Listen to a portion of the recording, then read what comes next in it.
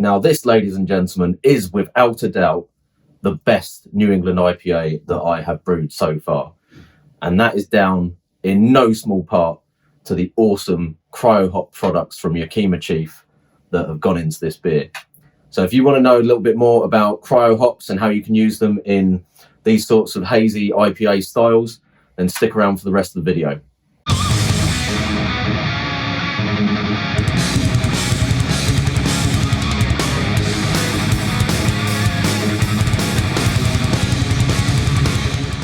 So I've got to start this video off with a massive shout out to Yakima Chief Hops, and specifically to Robbie Harrigan from Yakima Chief, who has very kindly hooked me up with all of the hops to make this beer and this video. And you'll be hearing from Robbie very shortly, actually talking about cryo hops and how you can use them in New England IPAs and similar styles, as well as loads of other really useful information about Yakima Chief products and hops in general and how they can be utilized.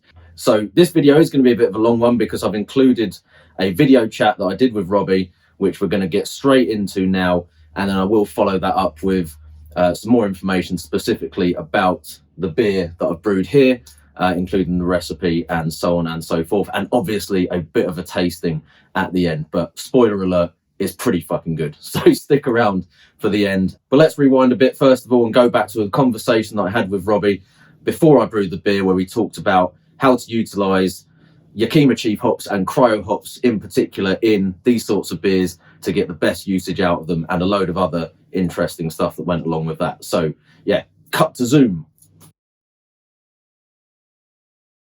Right, so thank you very much for joining me on the channel, Robbie. If we get this started off just by you quickly introducing yourself and telling us about what you do for Yakima Chief.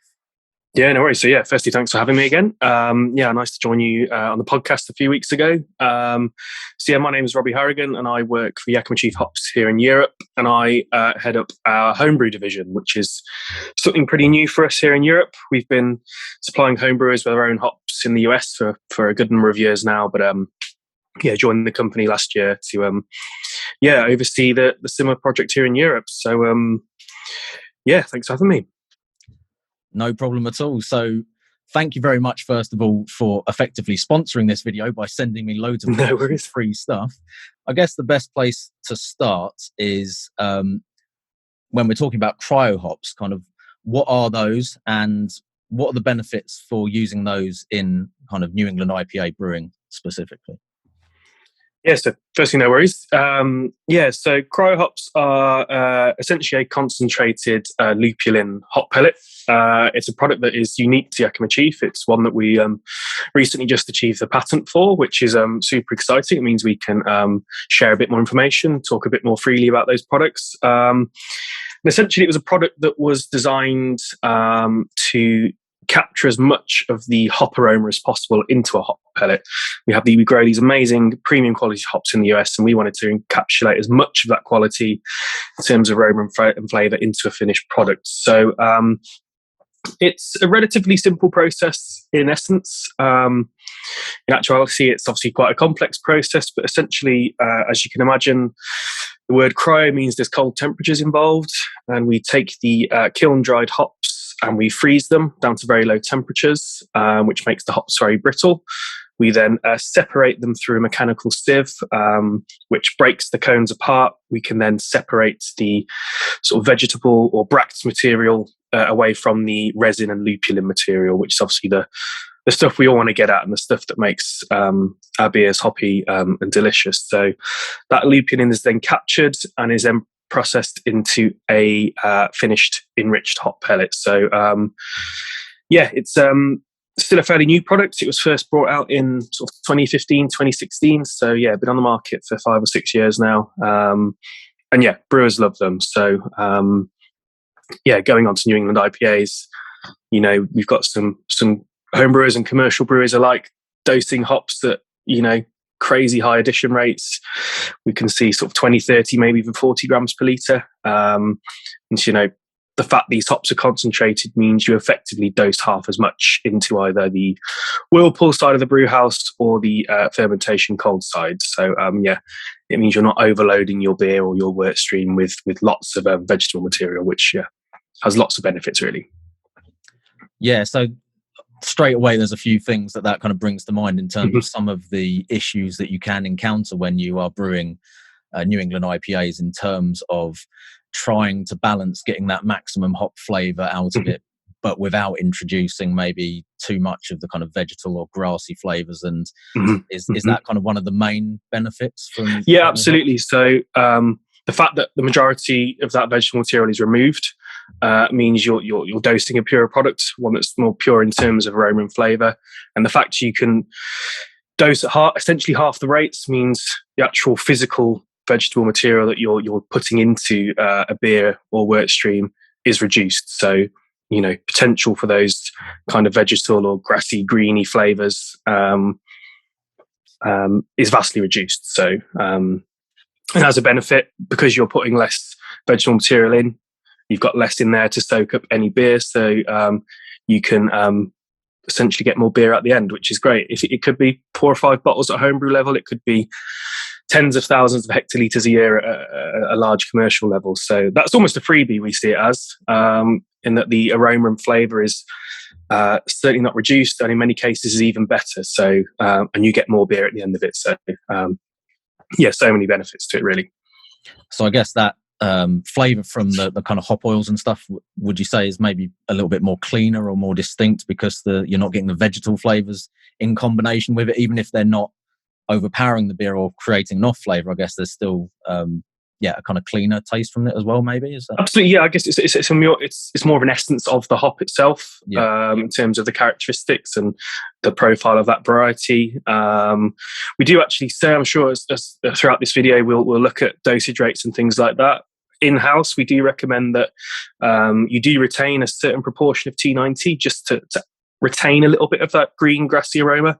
It adds for a more complex flavour and aroma. But at the same time, we've got many customers in the commercial side of our business that use 100% cryo hops and absolutely love them. So there's no real right or wrong. That's kind of our guidance. But yeah, it's your beer, your brewery or home brew. So whatever works for you, really. Okay, fantastic. So bearing that in mind, is there a specific sort of point in the brewing process where you think cryo hops are at their best in terms of being applied, or?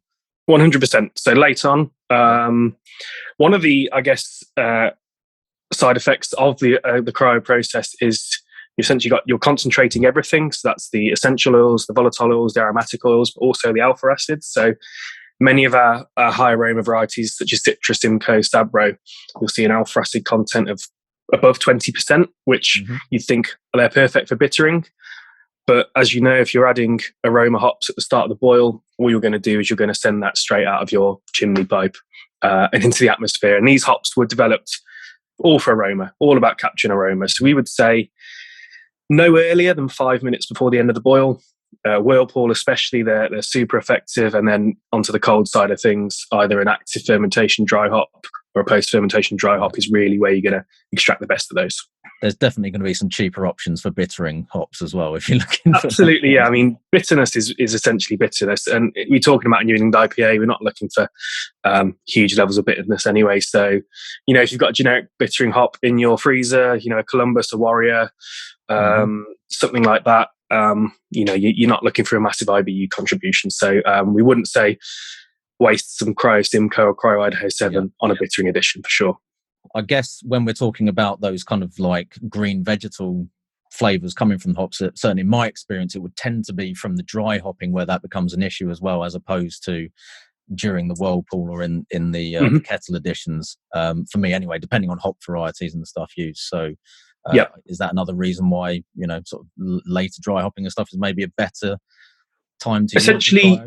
Yeah, I mean, heat is one of the biggest factors that will drive off volatiles. So, that's why we say these cryo hops are packed full of these volatile aromatic compounds. So, they can sustain a little bit of treatment in the boil, but, you're going to want to put them in dry hop just because there's we'll talk about things like survivability, which is some research we've been doing. We'll touch on that.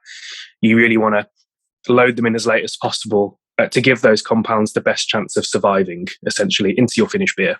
So, speaking of survivables, we've sort of neatly segued into there. So, you've chosen a lovely little selection of varieties for me, which include Idaho 7, Mosaic, Citra, and Simcoe. I don't think I've missed any others out there. So what's special about those particular varieties in terms of, I mean, I kind of know because I'm looking at the graph that we're going to reference here now, but do you want to explain for the guys watching what's special about those particular varieties in terms of survivable compounds and what that means? Yeah, no worries. So we can briefly sort of go through survivable compound. It's a pretty complex subject, and one that which kind of just at the very tip of the iceberg on in terms of research. All the research has been done in-house, which is something we're really proud of. We talk about survivable compounds, and they are, we had a finished beer. We took a finished beer that had a huge aroma, tropical fruit, citrus, stone fruit, things like that. And we tried to reverse engineer this beer essentially and find out what it was in that beer that was producing those aromas and those flavors. So we took some beers and we analyzed them through various means, and the same 7 hop compounds kept appearing. There's over 1,000 different hop compounds in hops, and as the equipment gets more accurate, we're finding more and more and more. But we had 7 compounds that kept cropping up, and these are compounds that survive the brewing process. So that's either survive the pressure of a boil or high temperatures. They survive the kind of stress of fermentation, because fermentation is obviously a stressful environment for compounds, and also even the stress of carbonation, things like that. CO2 can sort of strip certain volatile compounds away. So we talk about hop varieties that are high in these survivable compounds. So they're packed full of them, and by using them in the right places and at the right times, we can maximize the quantity of survivable compounds that present in the final beer, which will give you a more impactful, aromatic and flavorful beer. Okay, and it just so happens that the ones that you've sent me are all kind of in the top 6 as far as survivables go. So it certainly goes some way to explaining why you see kind of Mosaic and Citra combined so often in these types of beers, because essentially what this graph is kind of telling you is they're going to give you the biggest bang for your buck kind of throughout the process. I mean, obviously people will use the hops with a lot of survivables as late dry hop as well, but if you're whirlpooling with them, that's when you're really going to sort of see the biggest benefit from those varieties. Is that the right way to interpret it? Yeah, so we sort of posed 4 questions when we put together this research. It's A, which variety should you use? B, where should you use it? C, which other hops should you use it with? And then sort of D is how to get the best out of that variety, which is kind of, I guess, a combination of the previous 3 questions. So as you say, it's all about packing your work stream and your beer stream with as many survivable compounds as possible, because you're going to get more out the other end, essentially. So it's important to note that the graph you mentioned, you referenced, which we can obviously supply a link to, it's not a good or bad graph. It's not hops that are low in survivals are bad hops. They're just suited to being used later on in the brewing process, where we can capture as much of their lower percentage of survivables. And then you mentioned something like Idaho 7. That's a hugely full of survivables. So we can use that earlier on, sort of in the whirlpool stage, because it's got so much in there that will carry through the sort of the brewing process and into the final beer. So it's a really good gauge of where you should use certain hops. We've got obviously many customers in the commercial sector who've latched onto this research and have not changed their recipes as such, but they've changed maybe where they're using certain hops within the brewing process. So, some might be using Cascade in the boil, which is quite low down on the survivable process. Actually, they've shifted that to a sort of post-fermentation dry hop scenario, and then they're capturing much more of that Cascade character and much more of those survivable compounds. So, yeah, it's really kind of novel research. It's still quite new, but it really sort of is making people think differently about hops and where and when to use them. So I guess a lot of this is kind of about getting that, hop aroma and character that you get when you're sort of maybe rubbing raw hops in your hands together and you're getting those aromatics there, and trying to get that to actually come through in the finished beer is part of what this is. Yeah, sort of. It's quite hard to translate raw hop aroma, because if you ever rubbed raw hops and then tried the finished beer, often you get lots of different things. But it is trying to sort of bridge that gap, essentially. Find out what's happening to these compounds during the brewing process, basically seeing what goes in and then looking at what comes out. So and then adjusting the brewing process in terms of varietals and where to use them. To try and bridge the gap between raw hop and finished aroma. So yeah, I mean, I know myself, there's definitely been beers in the past that I've made where I've sort of followed a tried and tested sort of dosing rate in terms of hops, or you know, a method or recipe that I think is going to work really well, and using particular varieties, you get to the end beer and it just seems to like the hops have just gone missing for no apparent reason. And I guess, you know, maybe in some cases this might be sort of part of the reason for that, when you're putting hops not necessarily in the wrong place as such, but in the place where they're going to be less efficient in terms of actually delivering. Absolutely, it's using them where you'll get the best out of them, essentially. Yeah. So again, a good example on this graph would be something like a Cascade. If you're using that 10 minutes before the end of boil, that's not where best to use it. You're gonna basically destroy a lot of those survivables. So yeah, I've had similar experiences brewing at home. You open these hops, they smell amazing, and you get excited, and you're throwing them in at vast rates, and you crack open the finished beer, and you kind of go, "Oh, that's not quite what I expected." So yeah, I'm pretty certain there's some of that going on. I mean, just as an example of that, so Azaka, for example, on the sort of far end of the scale, I've used that in the past, and I've always thought it's got a fantastic sort of flavour profile to it, but I always found it to be very, very subtle, sort of comparative to, you know, other hops like your mosaics or your citras. But now, in, you know, retrospectively, kind of looking at this and what this graph is telling us, I'm thinking, well, I was probably putting the Azaka throughout the, you know, the hop schedule, and in some cases I definitely have done, you know, kind of single hop beers where I'd maybe be like burst hopping the brew, or you know, but having it all the way through the process, and then maybe thinking at the end, well, it's not really delivered as much of a punch, but perhaps it would have had I just exclusively dry hopped with it and then maybe done, you know, something else earlier on to a good way to kind of visualize it would be, imagine you've got a sponge that's, in the case of a Cascade or Azaka, got a little bit of water in it, and you're trying to squeeze a bit out throughout the brewing process. By the time you get to the end, it's probably bone dry. You've got something like Idaho 7 or Mosaic, which is, I guess, dripping wet, so full of stuff that you can actually use it all the way through, and it's still very impactful. So it's all about, as we've said, getting the best out of these hops in certain scenarios. So yeah, something like an Azaka or Cascade,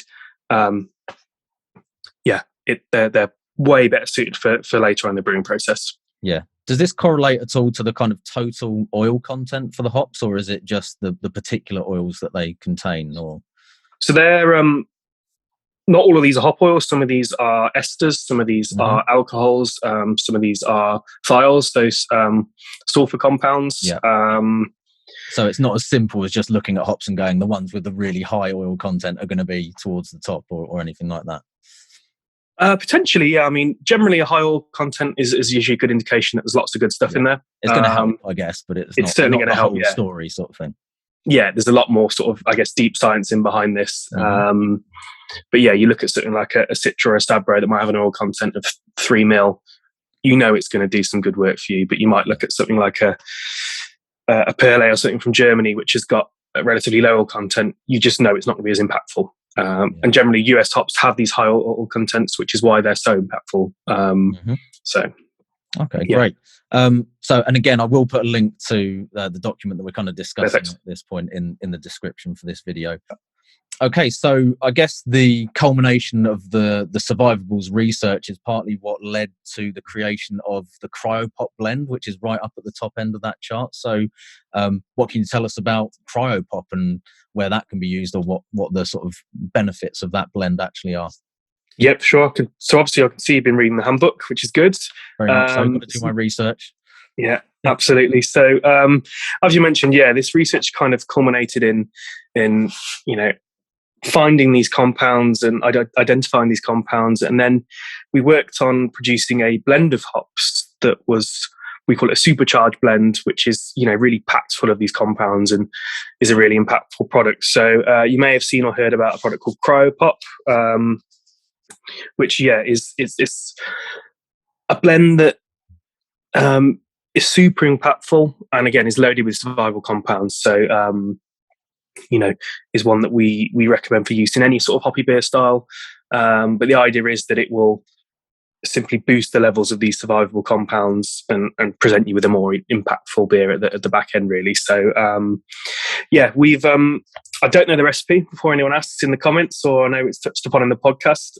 Is a secret blend, but it's super high in these survivable compounds and these sweet aromatic stone fruit, berry, tropical flavors. So the idea is really that there's many different ways to use it. You could use it on its own as a single hop product. You could use it as part of a recipe, or you can use it almost as, we kind of like to joke and call it like a seasoning. Add it in relatively small quantities to a beer style or a beer recipe that you're really happy with, and just let it work. It will boost kind of the hop character within that beer. So I would say, adding on to the recipe we've just discussed, I would encourage you to use some Cryo Hop in the either active or post fermentation dry hop scenario, and just watch it or feel it lift that beer. I mean, maybe you could even brew the beer once without it, and then brew the beer a second time with it, and then compare and contrast, and just watch what it does. Smell and taste, I should say, to those hop compounds and that hop character. So super impactful product. It's been really popular so far. And it's kind of the first in what we hope will be a long line of Cryo Pop products. The idea of putting these blends together that have a known outcome or a known target. So do we want to produce a blend of hops that has a really distinct strawberry character, or a really distinct pineapple character, or whatever it may be? It's all about understanding these hops more and learning what the compounds within them do into the final beer. But this is what we call the original blend. And it's super impactful as kind of a complement in any hoppy beer style, really.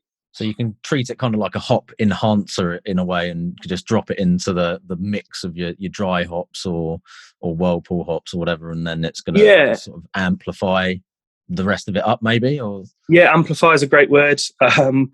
I had someone recently at a festival refer to it as the MSG of hop products, which isn't a good thing in some people's minds, but I think that's quite a nice way of looking at it.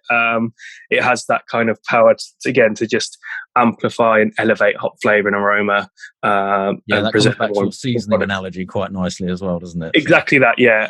And that's, I think, of those three scenarios I listed, either a single hop, a proportion of a recipe, or just that seasoning. I think that's probably where we've seen the most success.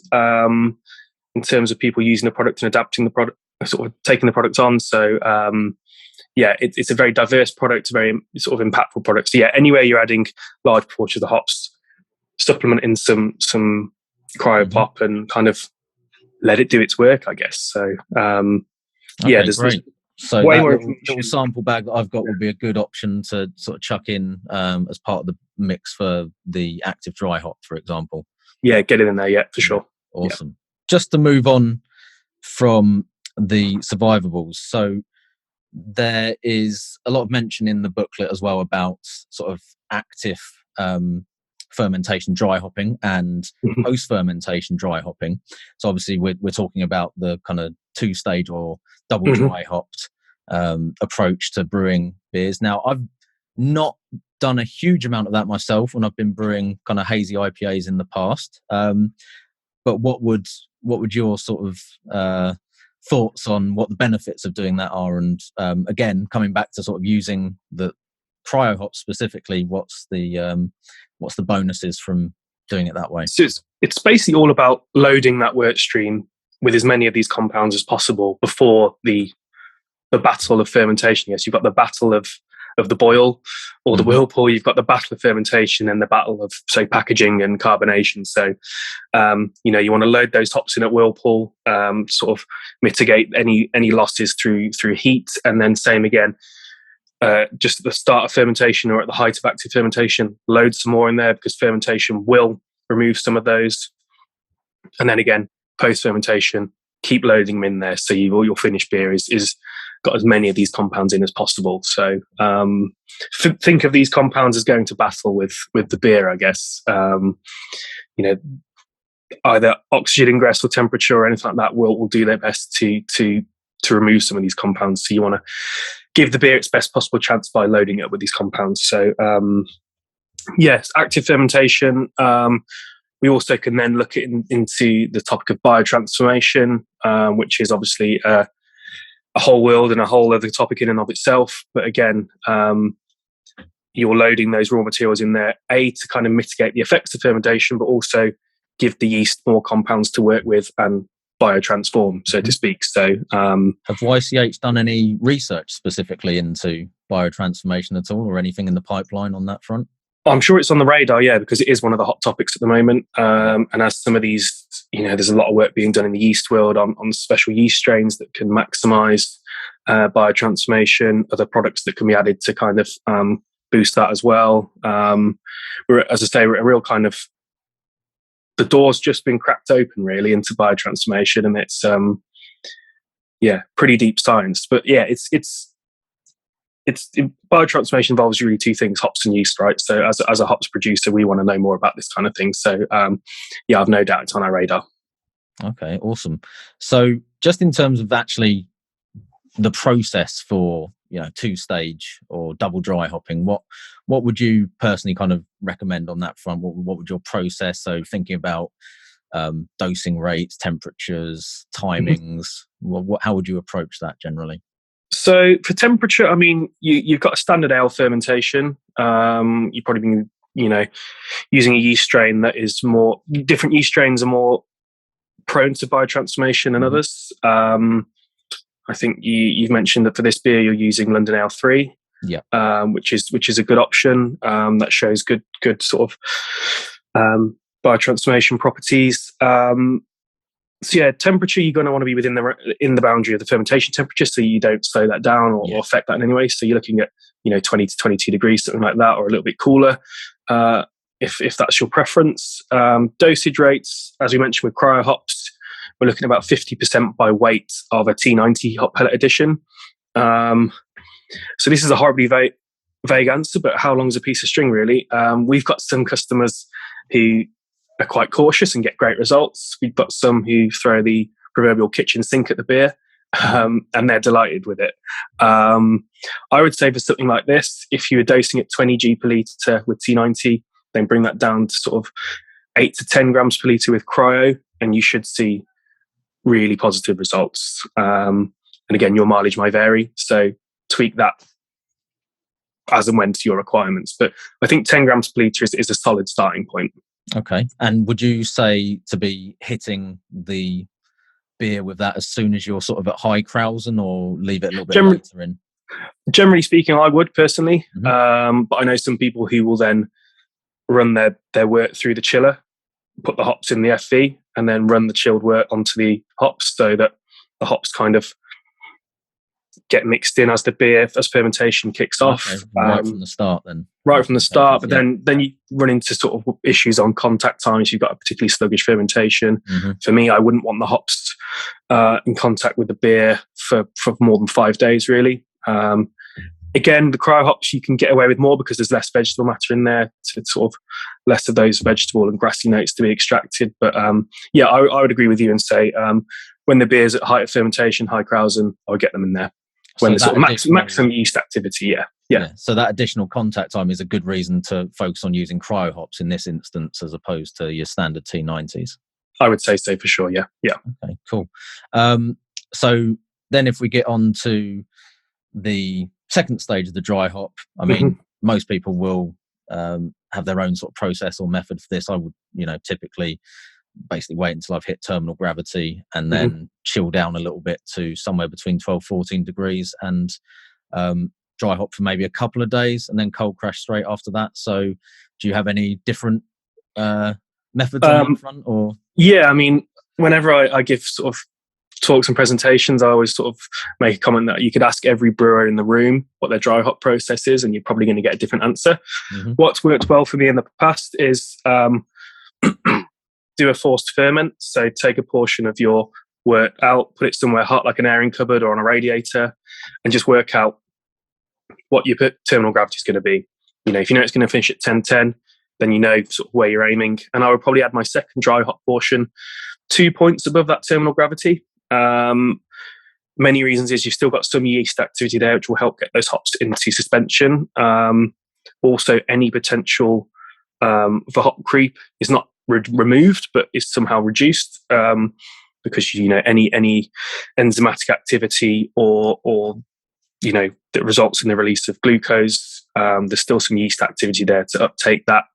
I would then, what I should say actually is at the start, chill down to 18 degrees before that. Add the hops. It will just sort of bring everything slightly under control, and then leave them in there for a day or so. And then, depending on how quick you can chill beer, essentially, is a good point. Some people can chill it down to 0 in 6 hours. It might take some people 2 days. It used to take me about 18 hours, so I would give them a day and then 18 hours while the chilling is happening. So you're looking at about overall, between active fermentation and finishing, generally on average about 5 days. Yeah. So again, pretty, keeping the contact time fairly short as much as you can. I think that's one of the things that's definitely changed in terms of the brewing sort of theory. Back in the day, it would not be uncommon to see sort of 1 to 2 weeks recommended for dry hopping times, and I think that's definitely something that you're not going to see many people doing that for New England IPAs. For sure. And then you look at technologies such as hop rockets, hop cannons, hop guns, hop torpedoes, whatever you want to call them. I know many breweries now who will dry hop in 4 to 6 hours, because it's all about contact time. Those hops are getting really well mixed in with the beer as it goes through the circuit and through the hop rocket. They've done tests, and actually they get all they can get out of those hops in about 6 hours. So contact time is something to be mindful of. And then you look at cryo hops, they've got such a fine particle size. If you break them apart, such a soft, fine particle size, actually is pretty much the moment they hit the wort or the beer, they will break apart. So you're not waiting for, if you're using a whole cone, you're not waiting for the beer to sort of seep into the whole cones and get the good stuff. If it's maybe an older style T90 pellet, which take longer to break down, these will break apart almost instantly, and the good stuff is there immediately. So okay, great. And again, sort of cryo hops would be your preference for all sort of dry hop stages. Yeah, for any cold side additions. Yeah. I would say sort of it is sort of informal advice to retain some T90 hop character. We'd probably say use those on the hot side, maybe sort of 10 to 20% of your overall hop load, because you do want to introduce a little bit of vegetable character, not so much that it's noticeable, just so that it kind of adds a more fuller flavour. Yeah, think of it as filling in a few gaps where there might be some. So cold side, I would hit it hard with cryo for sure. Yeah.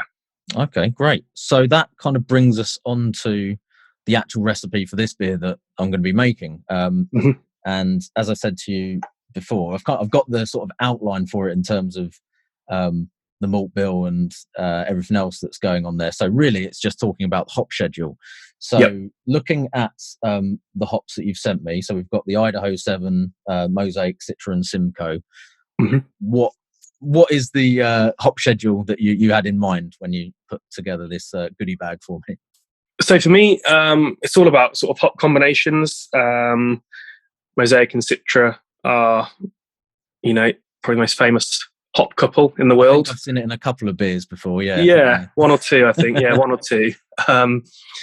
But kind of Simcoe is our favourite hop, pretty much here at Yakima Chief.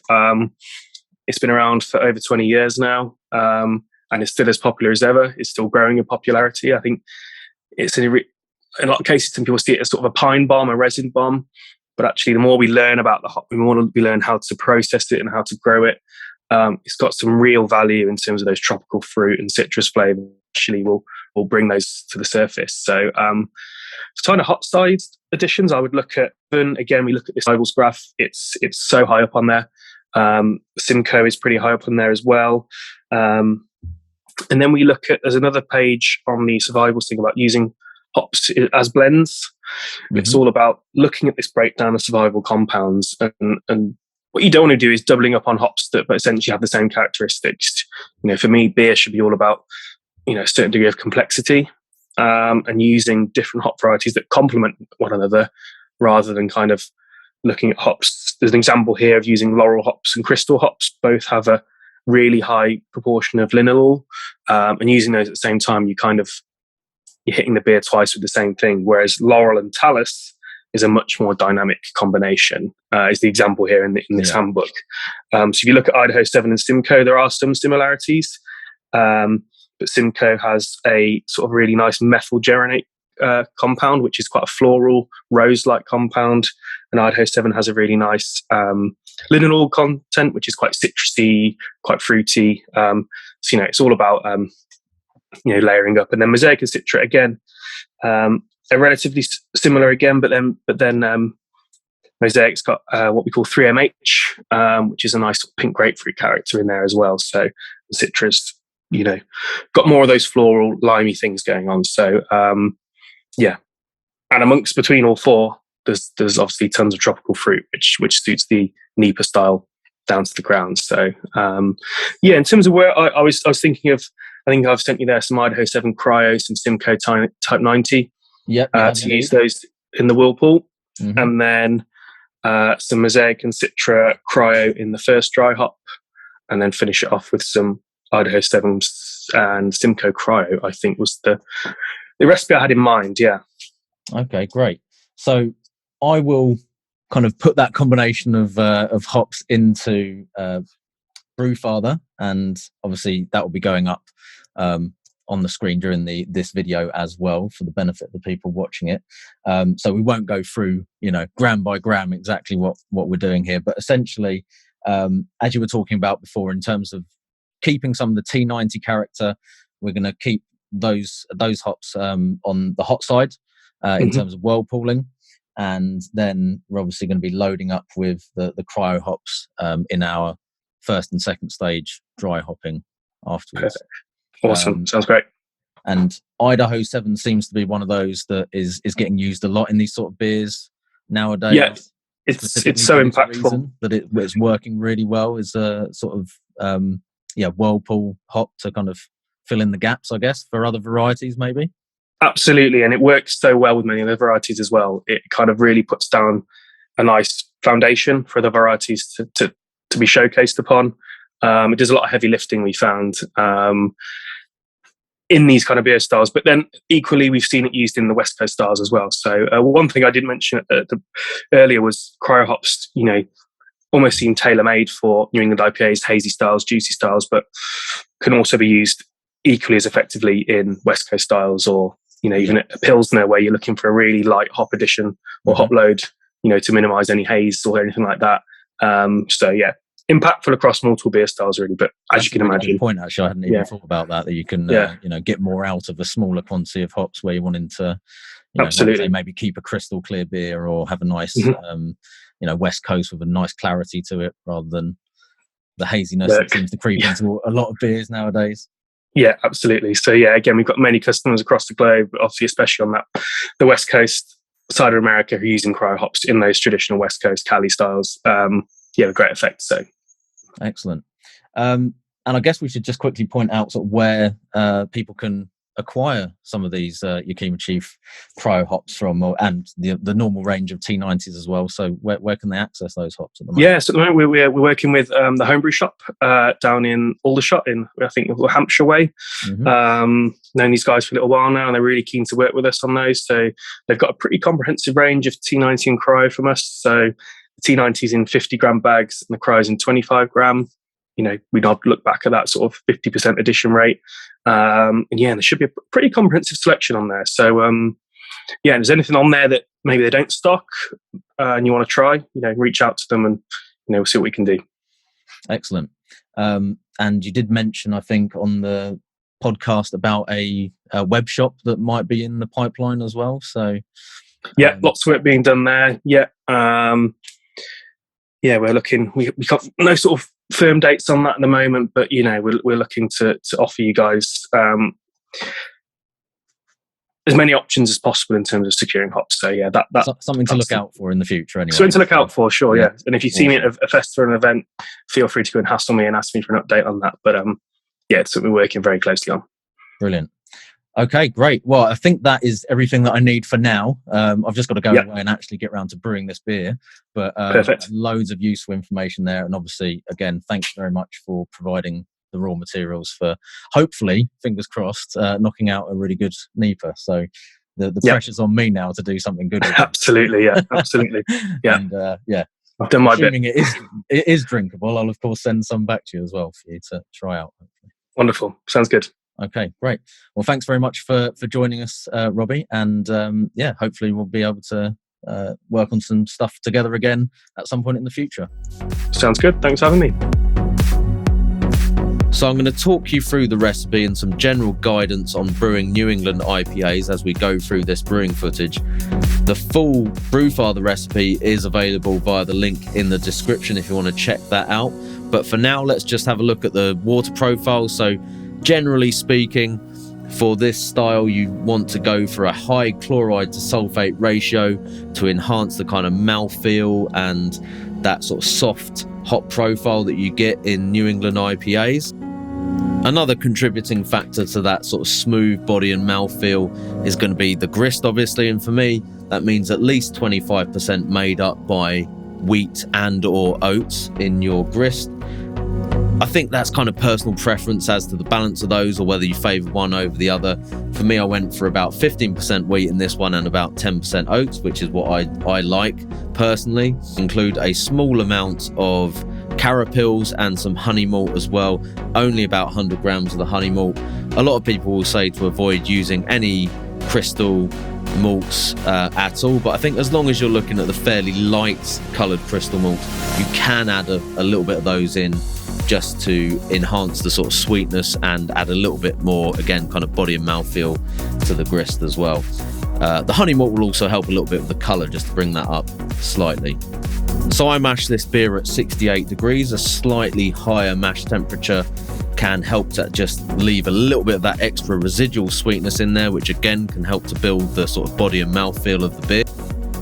And then we can get into the hop schedule. I chose to add a small amount of Columbus hops as a bittering addition. We didn't discuss this in the chat with Robbie, but after drinking the Siren Citra and Mosaic beer, which had a slightly higher bitterness, was a little bit more geared towards the American style of New England IPA, I decided that I did want a little bit of that, just to add a little bit more balance to the beer as far as bittering. So a first wort addition of 10 grams of Columbus.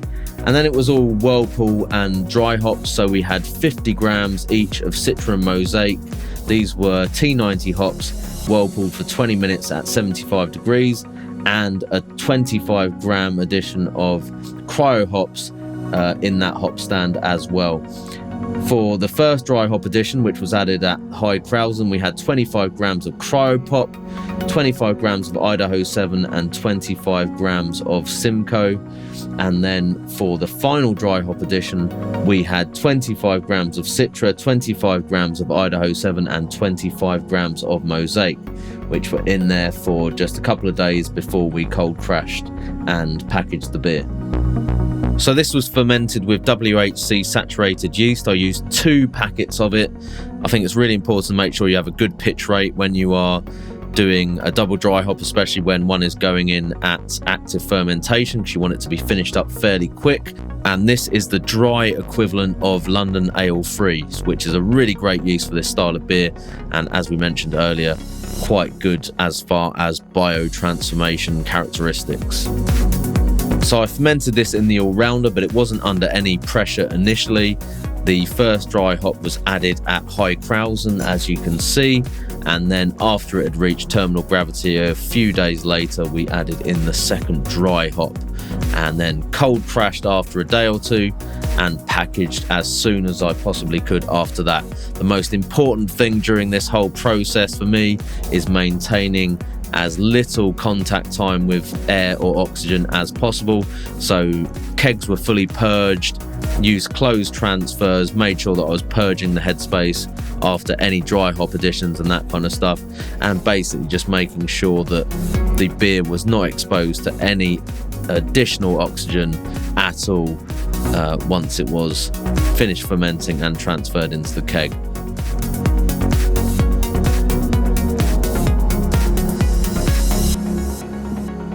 So there we have it, the finished product in the glass. Just before we get into the tasting, which I'm going to try and make quick, because I know this is going to be a pretty long video, the brewing numbers on this one pretty much went to plan. The only thing that was slightly off was the final gravity. The yeast did attenuate down a bit lower than I was expecting. In fact, quite a bit lower. It was 5 points lower than target. So it came out at 6.8% instead of 6.2%. But that's still well within sort of the range for a New England IPA. So I'm not too bothered about that. I just have to be a little bit more careful about how many I drink on a school night especially. So let's have a look at the beer itself. Appearance wise, it's got that super bright yellow kind of orange juice look to it, almost completely opaque. And yeah, it just looks like a NEIPA in the glass. Lovely sort of frothy, almost souffle-like head on the top there. It's just starting to drop away a bit now, but it's sticking around pretty well. And there is a decent amount of carbonation in this, which I can see in the bottom of the glass. I doubt you'll be able to pick it up on the camera, but yeah, it's pretty well carbonated. So aroma-wise, it doesn't leap out of the glass at you. I must admit that might be partly because it has got a big frothy cap of foam on the top at the moment. So it's not the most pungent hazy IPA that I've ever had, but what is there is really nice, fresh, kind of sweet, sort of soft, overripe tropical fruit there. There is definitely an element of actual kind of orange juice aroma to it as well. So there's some nice sort of citrusy orange peel aroma in there too. But yeah, just sort of the usual things you'd expect, tropical fruits, maybe a little bit of kind of peach, nectarine maybe in there, some melon. Yeah, it smells nice. So let's get on to the taste test for this. So the hops flavour-wise are definitely punching out a little bit more than what I was getting on the aroma. There's quite a sort of dank, zesty, bright citrus flavour that's up front. And then you get the slightly softer kind of maybe peachy, stone fruit kind of flavours coming through. But there's definitely like a slightly more citrus kind of dank quality to this, which I think maybe the bit of background bitterness there from the Columbus is helping with. I quite like that. So it's got a little bit more of a, maybe a more bitter kind of IPA flavour profile there. So it's still got a really nice good body to the beer, even though it attenuated down a little bit lower than expected. There's a nice kind of creamy, smooth mouthfeel to it. The oats and the wheat are obviously contributing to that quite a bit. Even though it's quite smooth and juicy on the palate, it does have that little lick of bitterness at the end, which sort of helps you want to go in for some more. Again, a bit more like a more traditional kind of IPA in that sense. And as far as the benefits of using cryo hops, yeah, it's smooth. It's got really nice, bright kind of hop flavors in there. It's juicy, zesty, really good. It's got kind of all the, you know, best features, I think, of those hop varieties that have gone into it. And I'm really happy with it. So, yeah, I am definitely calling that a success and pretty happy with the way the cryo hops have worked in this beer. This is obviously the first iteration of this recipe, so without a doubt there could be some improvements made to this. I wouldn't expect it to come out perfect on what is essentially the first go at it. So there would be some tweaks to be made here. Perhaps I might adjust the balance of the two dry hops, or maybe go, you know, just for a single dry hop at the end to kind of boost up that aroma profile a little bit more. But otherwise, yeah, it's a really good starting point for sort of further experimentation with that. So yeah, thank you very much for watching this video. If you've made it all the way to the end, give yourself a pat on the back. But I hope that there was lots of information in there that might be helpful to you, and that you've got some good knowledge and info from Robbie. So again, thanks to him and Yakima Chief for helping me out with this video. I've really enjoyed making it, and I've really enjoyed making and drinking this beer. So cheers. I'm the dude, so that's what you call me, you know? That or his dudeness, or duder, or you know, El Duderino if you're not into the whole brevity thing.